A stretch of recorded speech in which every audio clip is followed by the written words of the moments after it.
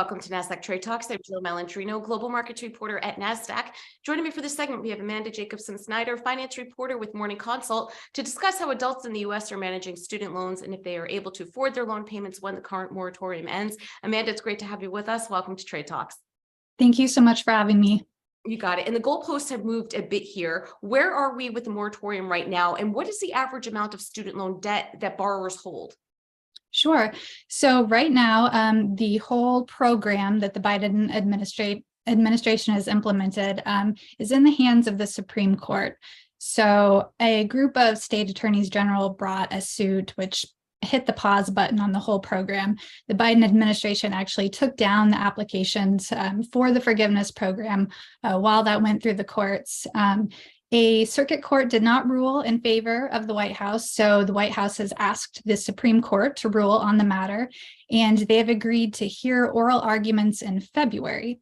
So student loan borrowers should know something by summer, whether or not the program is going to move forward. And the average student loan debt is about $30,000 for federal borrowers. So for a lot of people, it's a huge chunk of money each month. Who or what are U.S. adults most likely to blame for blocking student loan forgiveness? And then on the flip side, who do they trust the most to address how student loans should be handled? Sure. So we asked borrowers and Americans in general who they thought was to blame for the fact that this program's gotten stuck and been put in limbo. Most people were most likely to blame conservative judges, and right close, in second place were Republicans in Congress.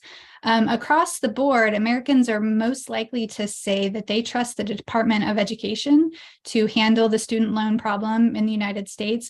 Although if you split out Democrats and Republicans, different groups, of course, Republicans will tend to say they trust GOP lawmakers more, and Democrats tend to say the president and Democratic lawmakers more. Right, just about like all the other issues that we're facing as a country right now. Among student loan borrowers, how many said they would not be able to afford their loan payments when the current moratorium ends? Yeah, so we've asked borrowers this question a couple times, and both times people said, 59 to 58% of folks said they wouldn't be able to afford their payments when the moratorium ends. So it's quite a chunk. And we also asked people, have they ever had trouble paying their student loans? And 66% of federal student loan borrowers said that they have had trouble paying loans at some point. And which demographic will have the hardest time repaying student loan debt? Yeah, so women actually said more often that they would have trouble paying their student loan debt. About 66% of women said they didn't think they'd be able to make their payments when the moratorium ends. That compares to 45% of men. And that makes sense. Women tend to have a little bit more debt. They're also about 25 or 30% more likely to have student loan debt at all. So, yeah. And you had mentioned at the top that the Supreme Court is hearing oral arguments in February, and we should have more of a definitive answer towards the summer. Does that mean the moratorium is extended at least through the summer, or when should people expect to start making these repayments?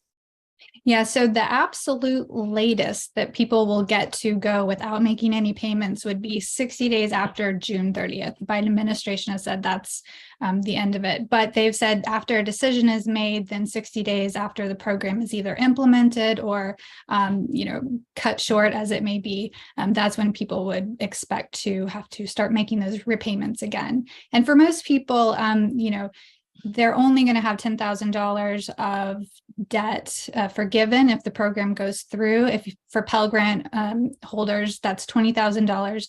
But, a lot of people are still going to have debt to pay after that, even if they do get some forgiven. So have their loans been accruing interest while this moratorium has been in effect? No, fortunately for borrowers, that the moratorium has included, 0% interest. So yeah, well, that's one positive thing to come out of all this, Amanda. We appreciate your insight. Thanks so much for joining us on Trade Talks. I'm Jill Malandrino, Global Markets Reporter at Nasdaq. Thank you.